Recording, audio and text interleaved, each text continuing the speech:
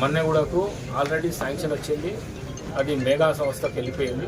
ఆ రోడ్ కూడా స్టార్ట్ అవుతున్నది, 4-5 రోజుల్లో ఇప్పుడు స్టార్ట్ అయిపోతున్నది. ఇప్పుడు ఊడ్చుడు కూడా స్టార్ట్ అయిపోయింది. అది మరి ఆడదాకా వచ్చిన రోడ్డు కంటిన్యూ చేయాలని చెప్పేసి నేను డైరెక్ట్గా కేంద్ర మంత్రి గడ్కరీ దగ్గరికి పోయి విశ్వేశ్వరరెడ్డి గారిని బీజేపీ ఎంపీని తీసుకొని పోయి ఈ మన్నెగూడ, వికారాబాద్, తాండూర్, జైరాబాద్, బీదర్ ఆడదాకా 6 లైన్ వే రోడ్డు 4,250 కోట్ల రూపాయల రోడ్డు.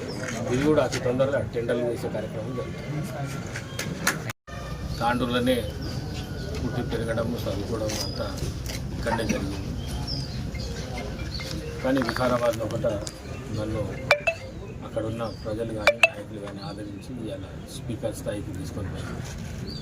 మరి ముందు వాళ్ళను తర్వాత మిమ్మల్ని తాండూరులను చూసే బాధ్యత నా మీద ఉన్నది. కాబట్టి తప్పకుండా ఇప్పుడు ముజీబ్ అడిగింది ఏదైతే ఉందో ఆ 10 ఎకరాల భూమి లోకల్ ఎమ్మెల్యేలు కన్సల్ట్ చేసి తప్పకుండా ముఖ్యమంత్రి దృష్టికి తీసుకుపోయి అది శాంక్షన్ చేసే విధంగా ప్రయత్నం చేస్తానని చెప్పేసి తెలియజేస్తూ, రోడ్డు ప్రాబ్లం అయితే నాకు తెలుసు ముందటి నుంచి. నాకు రోడ్ ఆల్రెడీ శాంక్షన్ చేయించిన నేను, కానీ ఆ చేయించినాక టెండర్లు అయిన తర్వాత కాంట్రాక్టర్ ఇన్ టైంలో కూడా చేసే పరిస్థితుల్లో కనబడకపోతే అతను ఇమీడియట్గా ఆయనను టర్మినేట్ చేయించేసి మళ్ళీ కొత్త టెండర్ కాల్ఫర్ చేసినాము.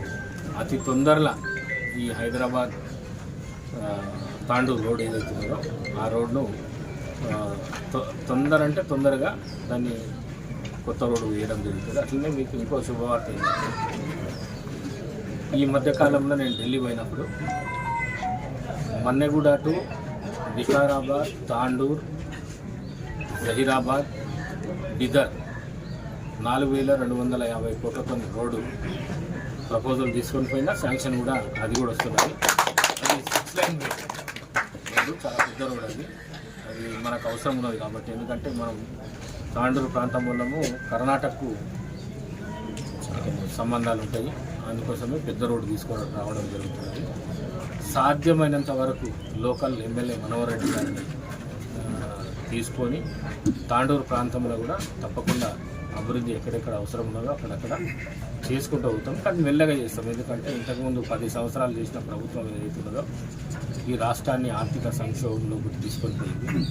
మెల్లమెల్లగా ఏరి కోరి తెచ్చుకున్న రేవంత్ రెడ్డి రాష్ట్ర ముఖ్యమంత్రిని దాన్ని లైలాప్లో పెడుతున్నాడు. అది తప్పకుండా కొద్ది కాలం, ఇంకొక 6 నెలలు అయిపోతే ఈ సంక్షోభం ఏదైతే ఉన్నదో ఆర్థిక సంక్షోభం కొద్దిగా ముందుకు వస్తుంది. తర్వాత అభివృద్ధి కార్యక్రమాలు కానీ సంక్షేమ కార్యక్రమాలు కానీ కాంగ్రెస్ పార్టీ ఇచ్చినవి తప్పకుండా అన్ని వర్గాలకు వాళ్ళ ఇంటి దాకా తీసుకుపోయే బాధ్యత ఈ లోకల్ ఎమ్మెల్యే మీద ఉంటుంది, నా మీద కూడా ఉంటుందని చెప్పి తెలియజేసుకుంటూ సెలవు తీసుకుంటాను. Thank you.